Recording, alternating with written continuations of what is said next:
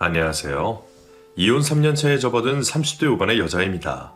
이혼 후 명절만 되면 전 시댁에서 연락이 와서 밥 먹으러 오라는 둥, 애 얼굴 좀 보여달라는 둥, 다시 아기 아빠랑 잘해보라는 둥, 저를 가만두지 않고 괴롭히고 있습니다. 이혼 3년 차에 접어든 올해도 전 시모가 전화가 와서는 이번에 나눌 생각이니? 네 시아버지가 태영이 얼굴 보고 싶다고 하더라. 그리고 나는 태영이보다 네가 더 보고 싶구나. 10년 가까이 너랑 같이 준비하던 명절을 혼자 준비하려니 너무 힘들다. 3년이면 상도 다 치를 시간이니 이제 그만 태영이 애비 용서하고 돌아오렴. 라고 하셨습니다. 애초에 전 남편과 재결합할 생각도 없었지만 시모가 저러니 아이만 아니면 연락처도 바꾸고 아이 연을 끊고 싶더라고요. 내가 어떤 이유로 남편과 이혼을 하게 됐는지도 잘 아시면서 저를 호구 취급하는 시모가 너무 열받아 이렇게 사연을 보내봅니다. 좋은 이야기도 아니고 내 허물일 수도 있는 이야기라 꽁꽁 감추고 있었는데 이제 더는 못 참겠네요. 전 남편과 시댁의 만행을 사람들에게 소문내고 싶습니다. 이 세상에 제정신이 아닌 사람이 얼마나 많은지 여러분들도 아셨으면 좋겠네요. 저는 학창시절 고등학교 3년 내내 한 친구의 주도하에 왕따를 당했습니다. 주동자는 중학교 때 저랑 친하게 지내던 친구였는데 무슨 일인지 그 친구는 고등학교에 들어가서부터 저를 왕따시키기 시작했습니다. 한 번은 왕따를 당하는 게 너무 억울했던 제가 그 친구 집에 찾아가 왜 나를 왕따시키는 건지 물어봤던 적이 있었어요. 그 친구 입에서 나온 제가 왕따를 당해야 하는 이유는 아주 간단했습니다. 나는 그냥 중학교 때부터 네가 싫었어. 맨날 비실비실 웃고 다니는 그 멍청한 웃음이 싫더라고. 이 정도면 이유가 되겠니? 저를 왕따시켰던 그 친구는 중학교 때부터 이유 없이 제가 싫었던 것이었습니다. 하지만 그땐 같이 어울리는 친구들이 많았기 때문에 저를 대놓고 싫어할 수가 있었던 것이죠. 그러다 친하게 지내던 친구들과 떨어지고 그 친구와 저만 같은 고등학교에 진학을 하게 되자 그 친구는 이때다 싶어 저를 왕따시키기 시작한 것이었습니다. 고작 10대인 애들이 왕따를 시켜봐야 얼마나 심하게 시키겠냐 싶으시겠죠? 그 친구는 정말 악랄한 방법으로 저를 괴롭혔습니다. 교과서나 노트에 정리한 제 개인 물건들을 갈갈이 찢어버린다거나 점심시간에는 밥을 먹지 못하게 교실에 가두고는 했었습니다. 그 친구의 친구들도 저를 왕따시키기 시작하자 저는 자연스레 반 친구들 전체에게 왕따를 당했고 그렇게 같은 학년 애들 모두에게 그리고 전교생과 선생님들에게도 외면을 당하는 학생이 되고 말았습니다. 왕따를 너무 심하게 당하다 보니 전학도 생각하고 자퇴도 생각을 했었지만 차마 가족들에게는 말할 수가 없었습니다. 저희 가족을 먹여 살리려고 맞벌이를 하며 아등바등 사는 부모님에게 걱정을 끼쳐드리고 싶지 않았던 것이었죠. 3년만 버티면 이 친구와도 떨어지게 되고 새로운 세상이 펼쳐지게 될 것이니 고등학교 졸업을 할 날만은 기다리며 저는 그렇게 지옥 같은 3년을 버텼습니다. 고등학교 졸업식 날 저를 괴롭혔던 그 친구는 제게 다가와 이렇게 말했습니다. 윤주야, 3년 동안 나랑 놀아주느라 고생했다. 다음에 길 가다 마주치면 꼭 인사하자. 그리고 대학 가서는 왕따 당하지 말고 친구들이랑 잘 지내고. 맘 같아서는 저를 보며 웃는 그 친구 얼굴에 침이라도 뱉고 싶었지만 이 순간 딱 한 번만 더 참으면 모든 게 끝이 난다는 생각에 저도 웃어 보이며 말했습니다. 너 나한테 3년 동안 했던 짓들 죄값 받는 거 이제부터 시작이야. 우리 다시는 마주치지 말자. 3년 동안 괴롭힘을 당한 거에 비해 그리 독한 말은 아닐 수도 있지만 저는 인과응보를 믿었기 때문에 굳이 더 많은 말을 하지 않아도 된다고 생각했습니다. 내가 복수하려고 하지 않아도 저를 괴롭혔던 그 친구는 알아서 벌을 받으리라 믿었거든요. 고등학교 졸업을 하면 저는 그 친구에게서 벗어날 수 있을 거라고 생각했습니다. 하지만 그 친구가 없는 대학을 가서도 저는 그 친구에게 벗어날 수 없었어요. 3년 동안 친구들에게 왕따를 당하고 괴롭힘을 당하며 살았던 저의 성격이 많이 달라졌기 때문이었습니다. 사람들이 무섭고 새로 만나게 된 사람들도 저를 미워하고 이상하게 보지는 않을까라는 섣부른 걱정이 앞섰기 때문이었죠. 그래서 저는 대학을 가서는 자발적으로 혼자 지냈습니다. 먼저 다가와준 친구들도 있었지만 제가 소극적이고 겁을 먹으니 그 거리가 쉽게 좁혀지지 않았어요. 그렇게 외로운 신입생 생활을 보내고 있던 중 늘 사람들 뒤에 숨어만 있던 저를 밖으로 꺼내준 사람이 있었습니다. 당시 복학생 선배였던 저의 전 남편이었습니다. 윤주야, 이번 축제 때 우리 과에서 하는 행사에 네가 꼭 참석 좀 해줬으면 좋겠어. 그날 올 수 있지? 한 번도 대화를 나눈 적이 없던 선배였는데 제 이름을 알고 있다는 사실 자체가 놀라웠습니다. 복학생 선배였던 전 남편은 외향적이고 리더십이 강한 성격이라 학교의 모든 행사에 참석을 했고 또 선후배 모두에게 인기가 많은 사람이었는데 있는지 없는지도 모르는 존재감 하나 없는 제 이름을 안다는 게 영광스러울 정도였습니다. 웬만하면 학교 행사에 참석을 하지 않던 저였는데 과대보다 더 인기 많은 복학생 선배가 저에게 말을 걸어오니 저도 모르게 학교 축제에 참석을 하겠다고 대답을 하게 됐습니다. 저를 대학 축제에 처음 데리고 가준 선배는 그 이후로도 계속해서 저를 학교 행사에 데리고 다녔습니다. 어떻게든 저에게 작은 역할이라도 줘서 행사에 참여하게 만들었고 대학 동기, 선후배들과 한마디라도 더 할 수 있도록 자리를 만들어 주었습니다. 그 덕분에 걱정 많고 소극적이고 사람이 무서워 숨어만 지내던 제 성격은 잘 웃고 무슨 일이든 적극적으로 참여하고 사람들과도 스스럼 없이 잘 지내는 성격으로 바뀌게 되었습니다. 입학 때와는 너무나 상반되는 저의 모습을 보고 동기들이 말했어요. 나는 윤주가 이렇게 달라지게 될 거라고는 상상도 못했어. 이렇게 말해도 될지 모르겠지만 처음에 윤주 보고 쟤는 얼마 안 가서 자퇴나 휴학하겠다고 생각했었거든. 이게 다 민철 선배 덕분이지. 민철 선배가 윤주 혼자 학교 생활하는 거 보고 저렇게 뒀다가는 학교 그만두겠다 싶어 걱정돼서 데리고 다닌 거잖아. 학교에 재미 붙이면 학교 열심히 다닐 거라면서. 민철 선배 성격 좋은 건 알고 있었는데 오지랖도 그렇게 넓은 성격일 줄 몰랐네. 알고 보니까 민철 선배 윤주리가 마음에 들어서 데리고 다닌 거 아니야? 설마 우리 몰래 둘이 사귀고 있는 건 아니지? 복학생 선배와 몰래 사귀고 있는 게 아니냐는 동기들의 물음에 제 얼굴은 숨김없이 붉어졌습니다. 선배와 몰래 연애를 하고 있다는 사실은 붉어진 제 얼굴 때문에 들키게 되고 만 것이었죠. 그날 이후 전 남편과 저는 당당히 공개 연애를 시작했고 전보다 더 즐거운 학교 생활을 하며 같은 해에 함께 졸업을 하게 되었습니다. 졸업 후 저는 중소기업 경리로 취업을 하게 됐고 남자친구는 대학 동기들과 회사를 차려 사업을 시작했습니다. 동기들과 사업을 시작하는 남자친구를 보면서 참 남자친구다운 선택이라는 생각을 했습니다. 그런데 우리 둘 사이의 문제는 거기서부터 생기기 시작했어요. 동기들과 빈손으로 사업에 뛰어든 남자친구는 바빠져도 너무 바빠진 것이었습니다. 안 그래도 친구 만나고 노는 걸 좋아해서 바쁜 사람이 사업까지 시작하게 됐으니 연락도 하루에 한 번 겨우 될까 말까 했고 얼굴은 일주일에 한 번도 보기가 힘들었습니다. 제가 연락 문제로 힘들어하자 친정엄마께서 말씀하셨습니다. 윤주야, 아무 말 많고 참고 기다려라. 남자가 하는 일에 여자가 방해해서는 안 된다. 그리고 민철이가 누구야? 학교 다니기 힘들어하는 너를 구제해준 은인 아니냐. 민철이랑 결혼하고 싶으면 꼭 참고 기다려. 저희 친정 부모님은 남자친구 덕분에 제가 대학교 생활을 편안하게 보내고 밝은 성격으로 바뀔 수 있었다는 걸 잘 알고 계셨습니다.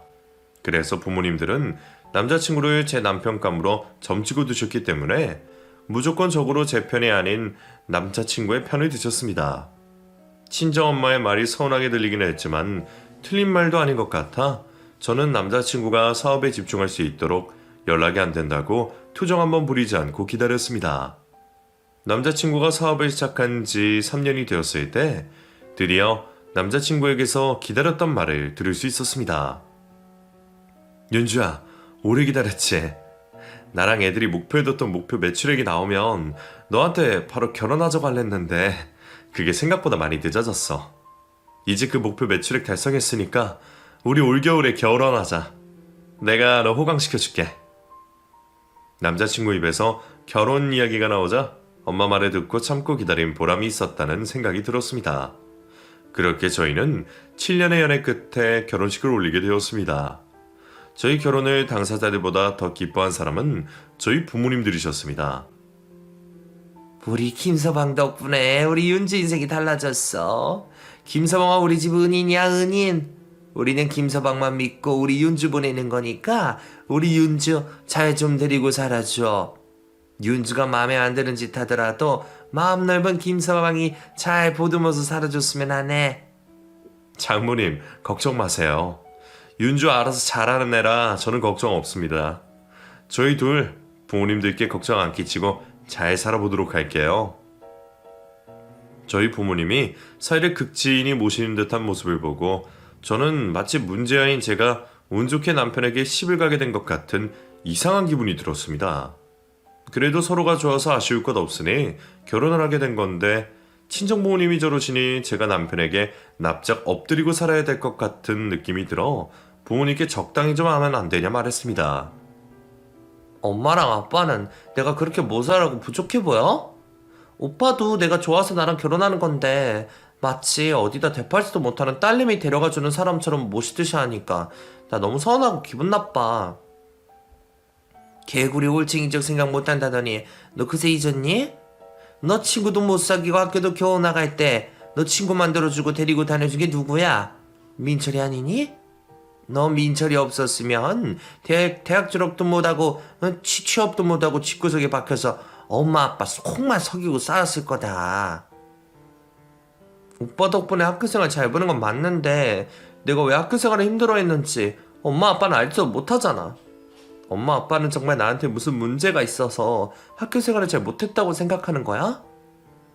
부모님은 제가 고등학교 3년 내내 왕따를 당했다는 걸 모르셨기 때문에 제 성격이 이상해서 학교에 적응을 못하는 거라고 생각하시는 듯 했습니다. 그런 이상한 제 성격을 고쳐준 게 남편이란 생각에 부모님은 제 남편을 은인처럼 극진히 모신 것이었죠. 부모님이 심정을 이해하지 못하는 것은 아니었습니다. 문제는 저희 친정 부모님뿐만 아니라 시부모님들도 그러시니 그게 문제였습니다. 사돈 때한테 다 들었다. 윤주 너 민철이 덕분에 새 인생 살게 됐다면서? 우리 민철이가 어렸을 때부터 부리도 못 참고 힘든 친구들을 꼭 도우면서 살았었어.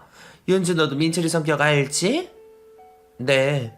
오빠가 친구들 잘 챙기는 성격이긴 하죠. 그래서 인기도 많았고요. 그래. 우리 민철이 같은 애 친구로만 둬도 인복이 좋다는 소리 듣는데 너는 우리 민철이 남편으로 얻었으니 너는 정말 복받은 게다.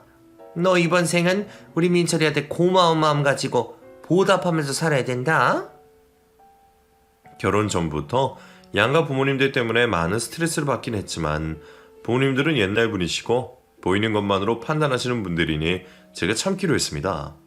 그리고 양가 부모님들이 그렇게 말하지 않아도 저는 사업하는 남편 뒷바라지를 묵묵히 잘하는 남편만의 조강지처가 될 생각이었습니다. 그러나 남편과 하는 살면서는 조강지처인 제 꿈을 이루기란 결코 쉽지 않았습니다. 결혼 전에도 사업하느라 친구를 만나서 노느라고 바쁜 남편의 얼굴을 보기도 힘들었는데 결혼 후도 별반 다를 게 없었습니다. 어찌나 모임이 많은지 퇴근하고 집에 바로 들어오는 날이 없었습니다. 남편은 일주일 내내 모임을 가졌고 모임이 없다 싶으면 또 회식을 해야 된다며 새벽이 되어서야 집에 들어오는 일이 허다했습니다. 처음엔 저도 참았습니다. 친정엄마께서 그런 남편을 보며 김서방은 사업하는 사람이니 네가 이해해야 된다. 매달 돈 벌어다 주는 것만으로도 감사해라. 라고 하시며 저를 꼼짝도 못하게 만드셨기 때문이었죠. 그리고 그것도 그렇고 남편이 사업을 하다 보니 월급쟁이들보다 매달 가져오는 돈이 많아 그 돈의 액수를 보며 참기도 했습니다. 하지만 결혼 후 신혼 1년 동안 칼퇴근을 하고 제 시간에 집에 들어오는 모습을 단 한 번도 보여주지 않는 남편의 모습에 저는 결국 참지 못하고 폭발해버렸습니다. 오빠는 언제까지 그렇게 살 거야? 어떻게 결혼하고 1년 동안 내 생각을 단 한 번도 안 할 수가 있어? 오빠 노는 거 좋아. 일 때문에 바쁜 것도 좋고. 그래도 일주일에 한 번 정도는 나랑 같이 시간 보내려고 노력은 좀 해줘야 되는 거 아니야? 윤주야, 너 왜 그래? 그동안 별말 없다가 갑자기 이러니까 나 너무 당황스럽다. 그동안 내가 왜 별말 없었는데. 오빠를 이해하려고 노력했으니까 별말 안 한 거지. 내가 참고 기다리면 오빠가 알아서 해줄 거라고 생각했어. 오빠 결혼하고 나랑 저녁 식사 몇 번 했는지 알아? 5번도 안 했어. 그건 내가 미안해. 근데 너도 알잖아. 사업하는 사람은 어쩔 수 없이 바빠. 그리고 내가 저질러 놓은 일이 너무 많아서 그 일들 수습하는 것만으로도 정신없다고. 그리고 너도 나 없으면 네 시간 보낼 수 있어서 좋잖아. 다른 여자들 반찬 걱정할 때 너는 너 먹을 것만 생각하면 되니까 얼마나 편해. 남편은 제 말을 대수롭지 않게 여겼습니다. 사업하는 사람이니 그럴 수 있고 모임이 많아서 그럴 수 있다는 식이었어요. 그리고 자기 때문에 제가 자유로워지는 게 아니냐는 듯이 말을 했었죠. 하루는 남편 때문에 너무 속상해서 엄마에게 속상한 마음을 털어놨더니 저희 친정엄마는 여전히 사위 편만 들었습니다. 사업하는 사람이 그럴 수도 있지. 엄마가 결혼 전부터 말했잖아. 민철이 말 잘 듣고 모시면서 살라고.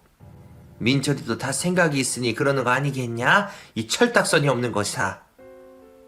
친정엄마는 오히려 저를 혼내셨습니다. 친정엄마까지 그러시니 정말 세상에 제 편은 아무도 없는 것 같은 기분이 들었어요. 친한 친구에게 말을 하자니 친한 친구는 대학 친구들 뿐이라 남편이랑 같이 알고 지내는 사이라 차마 친구들에게 남편 욕은 못하고 결국 저는 혼자서 소가리를 할 수밖에 없었습니다. 혼자서 속이 어떻게 썩어가는지도 모르고 있을 때 저에게도 좋은 소식이 하나 들렸습니다. 바로 임신 소식이었어요.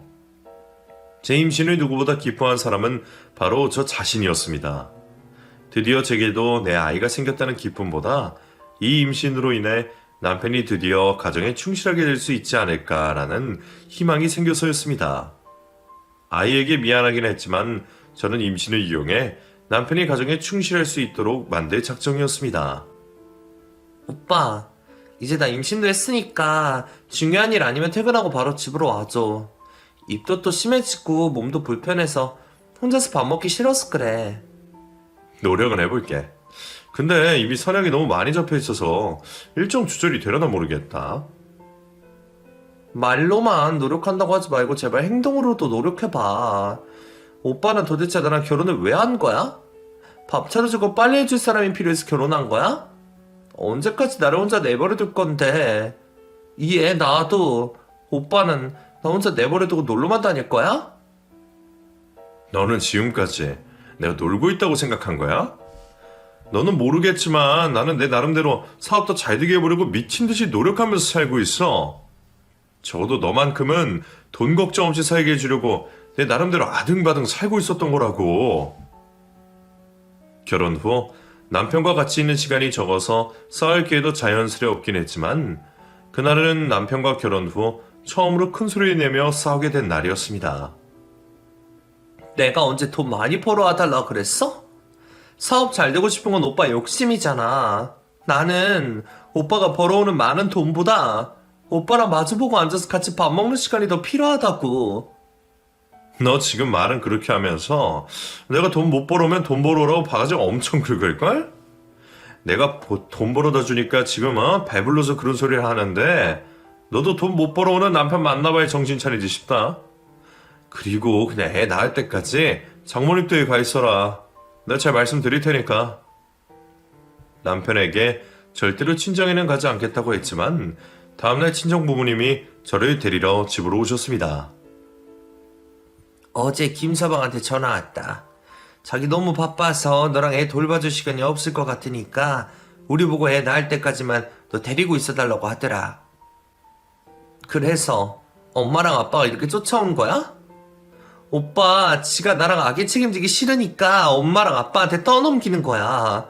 김서방 그 인간 무책임한 사람이라고. 제 말이 끝나기 무섭게 엄마는 저의 등짝을 내리치셨습니다. 그리고 정말 한심하고 기가 짠나는 눈빛으로 저를 바라보셨어요. 너는 남편한테 지가 뭐냐 지가. 그리고 김서방 사업한다고 바빠서 그러는 거 네가 제일 잘하면서 왜 그러니? 지 딴에는 바빠서 너랑 뱃속에 있는 아기 못 봐주는 게 미안해서 우리한테 부탁한 건데 어떻게 그렇게 말을 해? 내가 너 때문에 김서방 얼굴 볼 낯짝이 없다. 내가 뭐 오빠한테 죽을 죄라도 지었어? 아니면 오빠가 우리 가족 목숨이라도 살려줬어? 왜 그렇게 오빠한테 절절 매는 거야? 김서방이 네 은인인 걸 잊지 마라. 민철이 아니었으면 너 대학 졸업도 시집도 아무것도 못했어 이거사. 호강에 겨운 지지배 같은 이라고. 그렇게 저는 부모님에게 한심한 딸 취급을 받으며 부모님 손에 이끌려 친정으로 가게 되었습니다. 임신한 10개월 동안 저는 친정집에서 지내게 됐는데 남편은 일주일에 딱 한 번, 그것도 아주 잠깐 집으로 들려 제 얼굴을 보고 돌아갔습니다. 어쩔 때는 바쁘다는 이유로 일주일에 한 번도 오지 않을 때도 있었습니다. 부모님은 그 모습을 보면서도 우리 김서방이 책임감이 강해서 처자식 먹여 살리려고 열심히 산다. 라며 칭찬 일색이었습니다. 출산을 2달 정도 앞두고 있던 날이었어요. 추석이 다가오고 있었는데 저는 만삭이기도 하고 친정 부모님 댁에서 지내고 있기도 하니 시댁에서 이번 명절은 집에 오지 말고 당연히 친정집에서 쉬려고 하실 줄 알았는데 시모는 추석 한참 전부터 저에게 전화를 걸어오셨습니다.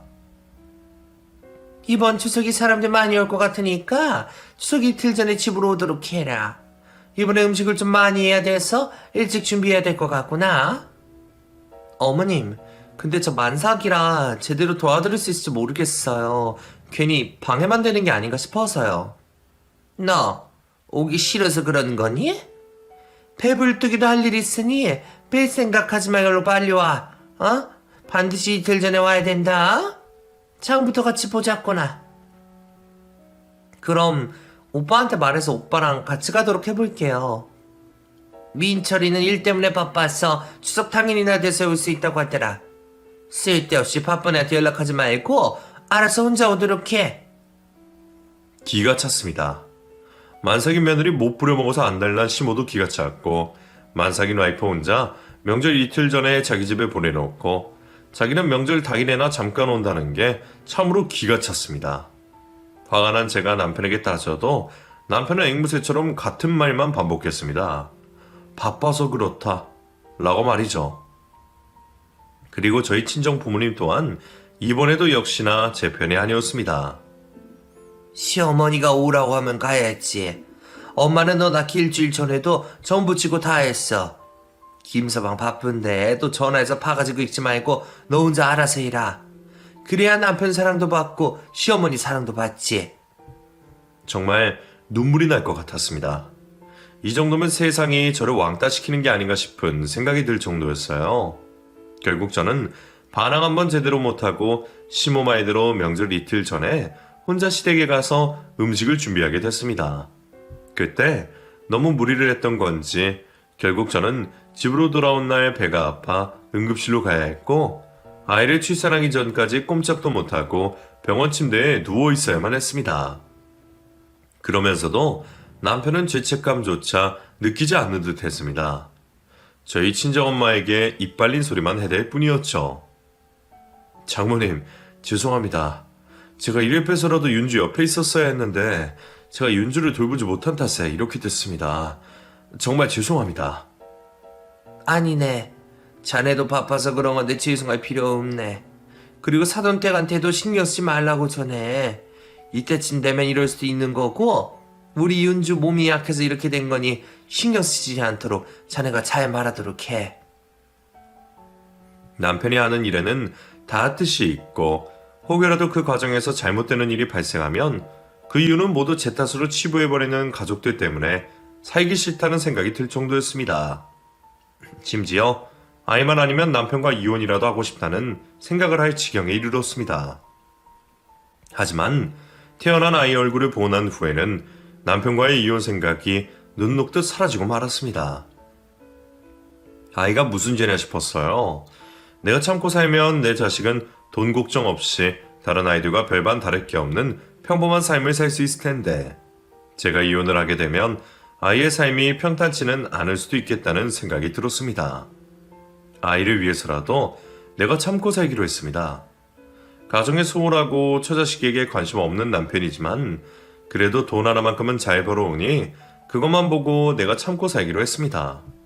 그런데 어느 날 갑자기 평소에 2분의 1도 안 되는 월급이 통장으로 입금되었는데 사업이 망한 건가 싶어 너무 놀란 제가 남편에게 물었습니다. 여보, 이번 달 월급 너무 적게 들어왔던데? 회사에 무슨 일 생긴 거 아니지? 아, 그거 월급 아니고 당신 용돈이야. 앞으로 월급은 그냥 내가 관리할 거니까 당신은 나한테 용돈 받아서 써. 나한테 한마디 상의도 없이 갑자기 당신이 돈 관리를 한다고? 지금까지 내가 별 문제 없이 관리했으니까 그냥 내가 계속 관리할게. 당신은 어차피 용돈 개념 없이 쓰고 싶은 대로 썼었잖아. 내가 벌어오는 돈 내가 관리하는 게 맞는 것 같아. 주변 애들도 자기가 번 돈은 자기가 관리하고 와이프한테 용돈 주는 식으로 한다고 하더라고. 너무 서운하게 생각하지 말고 내가 준 용돈으로 생활비 쓰고 모자라면 말해. 집안의 경제권까지 뺏어가 버리는 남편을 보면서 이 사람의 속마음이 궁금했습니다. 그 전까지는 남편이 사람을 워낙 좋아하고 노는 걸 너무 좋아서 밖으로 나다는 거라고 생각을 했었는데 경제권을 상의 한마디 없이 가져가 버리니 오만 생각과 의심이 계속해서 피어났습니다. 하지만 제가 아는 남편은 사람을 좋아했던 것 뿐이지 저 몰래 뒤에서 다른 짓을 할 양반은 못 된다는 생각에 떠오르는 많은 의심들을 접어두기로 했습니다. 아이를 낳은 후에도 남편은 가정에 관심을 가지기는커녕 오히려 더 많은 취미와 모임들을 만들어 나갔습니다. 이미 진작에 남편을 포기하기로 마음먹은 저는 남편이 집에 들어오든 말든 신경도 쓰지 않았고 결혼은 그냥 나 혼자 한 거라고 생각하며 지냈습니다. 그래서 아이도 저 혼자 키우고 시부모님들에게 해야 하는 자식 노릇도 저 혼자 했습니다. 명절이든 가족 행사든 남편은 자기 집 일임에도 불구하고 코빼기도 안 보였지만 저는 한 번도 빠짐없이 시댁가족 행사에 참석해 며느리 노릇을 했습니다. 처음에는 남편도 없는 시댁에서 저 혼자 있는 게 눈치도 보이고 힘들었는데 사람은 적응의 동물이라고 그것도 몇 년 지나니 익숙해지더라고요. 제가 모든 걸 내려놓고 살고 있으니 제 눈치 한 번 안 보고 저를 당연하게 부려먹던 시모가 갑자기 제 눈치를 보기 시작했습니다. 자기가 봐도 자기 아들이 심하다 싶었던 것이었죠. 민철이 이 녀석 이번 명절에도 집에 안 온다고 하거든. 태영이 애미 너도 와서 음식만 하고 바로 친정으로 가든가 해라. 아들놈은 안 오는데 며느리만 데리고 있으려니 다른 친척들 눈치 보여서 안 되겠다. 어머님이 눈치 보실 게 뭐 있어요. 며느리가 시댁에서 명절 보내는 건 당연한 건데요 뭐. 너한테도 내가 미안해서 그랬지. 내가 민철이 그놈한테 잘 말해둘 테니까 태영이 애민이가 한 번만 더 참아라. 민철이 저놈이 지금은 젊어서 힘든지도 모르고 돌아다니기 바쁘지. 몇 년만 지나면 힘 받쳐서 저러고 싶어도 결국엔 네 옆에 꼭 붙어 있을 게다. 그때 가서 민철이가 그동안 너한테 속상하게 했던 것들 다 복수하면서 살아. 꽤 오랜 시간이 걸리긴 했지만 그래도 제 마음을 알아주는 사람이 한 명이라도 생겼다는 사실이 얼마나 감사하고 다행인지 몰랐습니다. 그것도 친정엄마가 아닌 시모가 제 마음을 알아주니 저는 그거 하나만으로 그동안 남편에게 받은 서러움을 다 보상받는 기분이었어요. 그리고 시모 말대로 남편이 지금은 젊어서 밖으로 놔두이지만 나이가 되면 가족품이 반드시 그리워지는 순간이 올 거라는 생각이 들었습니다. 그렇게 남편에게서 해탈을 하고 스스로 합리화를 하며 살고 있을 때 오랜만에 대학 동기에게서 전화 한 통이 걸렸습니다. 둘 다 결혼을 하고 애까지 낳아서 1년에 한 번 볼까 말까 했던 친구였는데 갑자기 무슨 일인가 싶었죠. 정은아, 오랜만이다. 잘 지내고 있어? 우리 얼굴 못 본 지도 오래됐지. 어쩐 일이야? 나 잘 지내고 있지. 너는 어떻게 지내?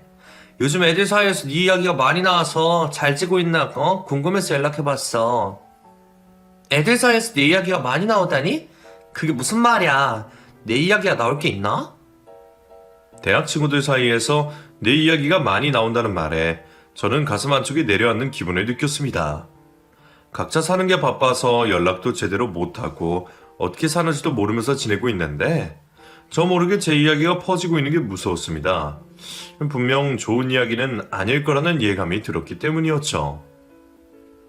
애들 말로는 너랑 민철 선배 갈랐었다고 하던데 너 민철 선배랑 이혼했어? 그게 무슨 소리야? 우리 애도 낳고 잘 살고 있는데 어디서 그런 소문이 난 거야? 그치? 아니지? 너나 민철 선배나 잘 살았으면 잘 살았지.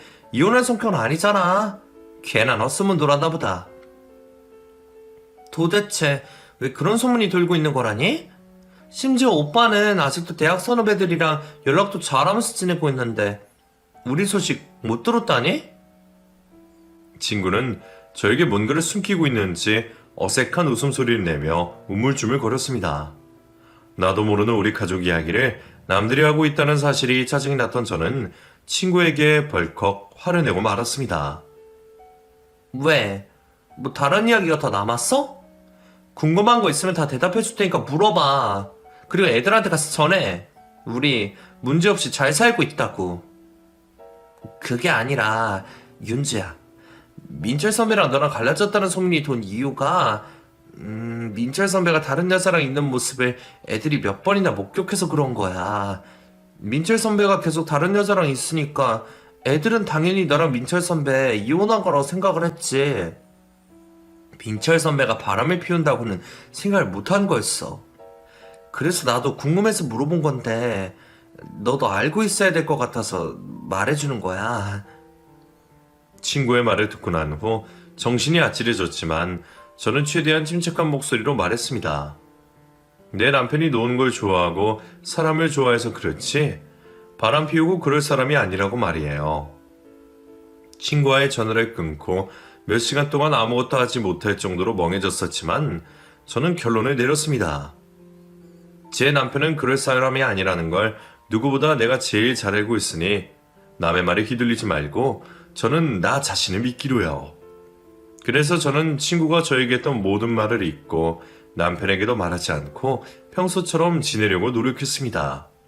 그런데 그게 제 마음처럼 쉬운 일이 아니었습니다. 다른 이야기도 아니고 제 남편이 낯선 여자와 데이트를 하는 모습을 남들이 몇 번이나 목격했다는 이야기를 어떻게 쉽게 무시할 수 있겠나요?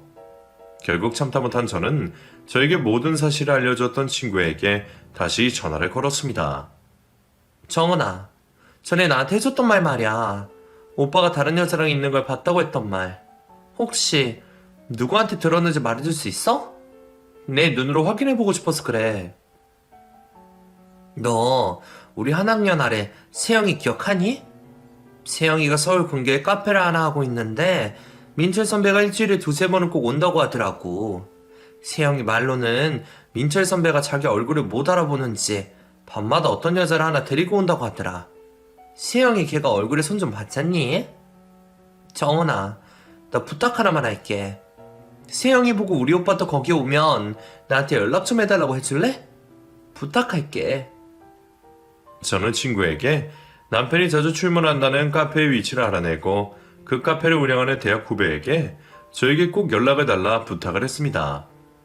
제 눈으로 남편이 바람을 피우고 있는 장면을 목격하지 않는 이상 저는 남편을 의심하지도 믿지도 못하고 괴로워만 할 것 같았습니다.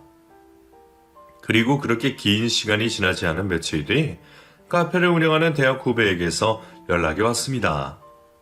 지금 막 저희 남편이 낯선 여자와 카페에 도착을 했다는 연락이었죠.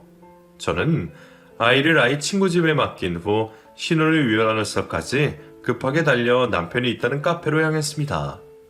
카페에 도착한 후자 안에서 한참 동안이나 나가지 못하고 있던 제가 남편에게 전화를 걸었습니다. 그런데 남편은 제 전화를 받지 않고 문자 한 통을 보내왔습니다. 테니스 치느라 바쁘니 연락하지 말라는 내용이었어요. 그 문자를 보니 열이 머리 끝까지 뻗친 저는 차에서 내려 카페 안으로 들어섰습니다. 카페 안으로 들어가자 대학 후배가 남편이 있는 곳에 가리켰습니다. 저는 한치의 망설임도 없이 남편과 끝낼 작정으로 남편에게로 걸어갔습니다. 저는 다정하게 서로 머리를 맞대고 기대고 있는 남편과 상간녀의 어깨를 붙잡고 제가 서 있는 쪽으로 잡아당겼습니다. 두 사람의 뺨을 사정없이 날려버리겠다고 다짐을 하고 왔던 저였는데 상간녀의 얼굴을 보자마자 저는 아무것도 할 수가 없었습니다. 너 윤주 맞지? 땡땡중학교, 땡땡고등학교 나온 박윤주. 나 미희야, 미희, 채미희. 기억하지? 남편이 바람 피우고 있던 상간녀는 다름 아닌 저를 고등학교 3년 내내 괴롭히고 왕따시켰던 그 친구였던 것이었습니다. 악연도 이런 악연이 없었어요. 그리고 어찌나 뻔뻔하던지 그 친구는 저를 보며 놀라기는커녕 오히려 반가운 표정을 지어 보였습니다. 그 친구와는 말도 섞기 싫었던 제가 남편에게 말했습니다. 고등학교 3년 내내 나 왕따시키고 괴롭혔던 친구 있었다고 내가 당신한테 말한 적 있었지. 걔 때문에 내 인생 다 망가진 것 같아서 포기하려고 했었다고. 그래서 대학 가서도 사람이 무서워서 숨어 다녔다고 했었잖아. 그때 당신이 그 이야기를 듣고 뭐라고 했더라? 나 괴롭혔던 그 친구 찢어 죽여버리고 싶다 했었지. 걔가 얘야. 야 박은주, 너 지금 무슨 소리를 하는 거야? 내가 뭘 어떻다고 그래? 그리고 자기야, 설마 윤주 얘가 자기 와이프야? 세상에. 당신은 어디 바람 피울 사람이 없어서 이런 년이랑 붙어먹어? 당신 지금까지 나 속이고 이러고 살았던 거니? 내 말에 남편은 꽤나 당황했는지 아무 말도 하지 못했습니다. 저에게 불륜 현장을 들킨 것보다 자기랑 붙어먹고 있던 여자가 학창시절 저를 괴롭혔던 가해자라는 사실에 더 놀란 듯 했습니다. 그러나 남편의 상간녀가 된 그 친구는 그 사실이 중요하지 않는 듯 했습니다. 윤주야, 나 지난 일 가지고 아직도 그러고 있니? 미안한데 이걸 어째? 네 남편 나랑 재혼한다는데? 상간녀의 입에서 재혼이라는 말이 나오자마자 상간녀의 얼굴이 사정없이 반대쪽으로 돌아갔습니다. 제가 아닌 남편이 상간녀의 뺨을 사정없이 내려친 것이었어요. 네가 우리 윤주 괴롭혔던 걔였어? 어디서 뻔뻔하게 그 더러운 입으로 내 이야기를 들먹여? 내가 언제 너랑 재혼한다고 했어? 네가 하도 사람 귀찮게 굴어서 몇 번 만나준 것뿐이야. 자기야, 갑자기 왜 그래? 자기 와이프랑 조만간 이혼하기로 나랑 약속했잖아. 어차피 정도 안 나는 와이프 끼고 살아봐야 헛돈 나가고 죄책감 맞는다고 헤어질 거라고 했잖아? 내가 언제 그랬냐? 말 지어내는 것도 수준급이네. 너 같은 거 잠깐 비즈니스를 이용해 먹다가 버릴 생각이었어. 윤주 같은 여자를 버리고 너 같은 범죄자한테 내가 왜 가겠어? 정신 차려라. 남편은 다래대로 달아버린 쓰레기를 버리듯이 미련 없이 상간녀를 내쳤습니다. 상간녀는 무릎을 꿇고 남편의 바지가랑이를 붙잡고 늘어졌어요. 하지만 남편은 자신의 바지가랑이를 붙잡고 늘어진 상간녀를 본체도 하지 않고 저에게 말했습니다. 윤주야, 진짜 오해야. 나는 얘가 자기 외롭다고 밥만 몇 번 먹어달라고 해서 먹어준 거지? 얘한테 아무 감정도 없었어. 윤주 너 오빠 어떤 사람인지 알지? 나 절대 윤주 너 배신 안 해. 그리고 얘가 너 괴롭혔던 애인 줄 알았으면 절대 안 만났지. 오빠가 오해할 일 만들어서 정말 미안해. 나 진짜 숨긴 거 하나 없이 다 사실대로 말하는 거니까 한 번만 봐주라. 남편은 끝까지 가증스러웠습니다. 다정히 제 이름을 부르고 저를 달래주면 제가 자기를 순순히 믿고 넘어갈 거라고 생각을 하는 듯 했습니다. 하지만 저는 남편을 처음 만났던 20살의 제가 아니었어요. 그때 저는 아이를 혼자 키우며 매일매일 강해져 가던 30대 중반의 어른이었습니다.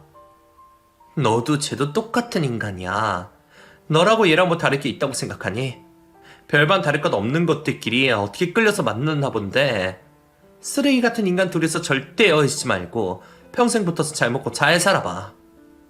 그날 저는 집으로 돌아와 아이만 데리고 친정으로 들어갔습니다. 짐 하나 없이 아이만 달랑 안고 들어온 저를 보고 친정엄마는 또 저의 등짝을 때리셨습니다. 한동안 조용하길래 정신 좀 차렸나 싶었는데 이번엔 또 뭐 때문에 집을 나온 거야? 김서방도 참는데 한계가 있어. 이러다 너 이혼당하면 어쩌려고 그래? 내가 이혼을 왜 당해? 내가 뭘 잘못했다고 이혼을 당해? 엄마가 물고 빠는 그 김서방이 바람 피워서 나한테 이혼당하게 생겼는데 내가 왜 이혼을 당해? 저는 그날 친정 부모님 앞에서 어린아이처럼 울며 고등학교 3년 내내 제가 친구들에게 괴롭힘과 왕따를 당한 이야기와 남편이 누구랑 붙어먹고 바람이 났는지에 대해 모두 털어놓았습니다. 부모님은 20년 만에 처음 듣는 이야기래 온몸이 벌벌 떨더니 김서방 그놈 죽여버리겠다고 맨발로 뛰쳐나가셨습니다. 그리고 저에게도 진심으로 사과하셨습니다. 미안하다 윤주야. 엄마가 너 보고 참고 살라고만 하지 않았어도 이 지경까지 오지 않았을 텐데 이게 다 내 탓이다. 아이고 내 새끼 부모 잘못 만나서 이혼까지 하게 됐구나. 아이고 어쩜 좋아. 모든 사실을 알게 된 부모님은 그제야 남편이 아닌 제 편에 서서 남편과 함께 싸워주셨습니다. 저를 고등학교 3년 내내 괴롭혔던 가해자이자 상간녀인 그 친구에게는 당연히 상간녀 소송을 걸었고, 남편에게는 아이 아빠라는 이유로 자비를 베풀어 재산 분할을 하는 조건으로 합의 이혼을 요구했습니다. 그러나 남편은 저와 합의 이혼을 할 생각이 없는 듯 했습니다. 너, 내가 네 은인인 걸 잊었나봐. 내가 왜 너한테 내가 힘들게 번 돈을 나눠줘야 되냐? 쓸데없는 객기로 이혼할 생각하지 말고 그냥 내 옆에 붙어서 편안하게 살아. 그리고 남자가 밖에서 사업하다 보면 잠깐 한눈 팔 수도 있는 거지. 너는 그것도 이해 못하니? 결국 저는 제 자비를 거두어 남편에게도 소송을 걸어버렸습니다. 이혼 소송까지 가게 되면 자기가 손해라는 걸 남편은 모르는 듯 했어요. 세상이 자기 중심으로 돌아간다고 생각을 하는 듯 했습니다. 참으로 대단한 착각이었죠. 당연한 결과지만 저는 상간녀 위자료도 톡톡히 받아냈고, 남편에게서도 제가 원래 요구했던 것보다 더 많은 재산을 분할받고 이혼을 할 수 있게 되었습니다. 재판 결과가 나오자 그제야 남편은 울며 불며 이혼하지 말아달라고 붙잡았지만, 남편에게 남아있는 제 마음이라고는 분노와 혐오밖에 없었기에 미련 없이 남편과의 인연을 마무리 지으려고 했습니다. 그리고 알고 보니 고등학교 3년 내내 저를 괴롭혔던 남편의 상간녀는 고등학교 졸업 후 사고를 쳐서 임신을 하게 됐는데, 남편이 누군지도 모르고 지금껏 미혼모로 살았다고 합니다. 혼자 키워야 되는 애는 있는데 직업은 없고 돈을 못 버니 애를 친정에 맡겨두고 돈 많은 유부남만 꼬셔서 돈을 얻어내는 방식으로 돈을 벌며 지냈다고 합니다. 그렇게 상간녀 소송을 몇 번이나 당하면서도 정신을 못 차리고 계속해서 돈 많은 유부남만 찾아다니다 기어코 저에게도 상간녀 소송을 당하게 되고 만 것이었죠.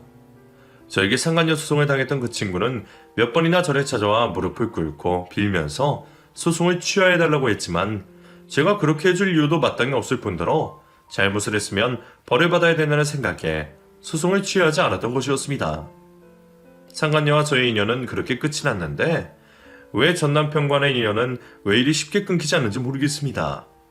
아직도 저와의 재결합을 원하고 있는 남편과 시댁 식구들은 왜 우리의 인연이 악연이라는 걸 알지 못하는지 정말 너무 답답합니다. 어떻게 하면 이 지긋지긋한 남편과의 악연을 끊어낼 수 있을까요?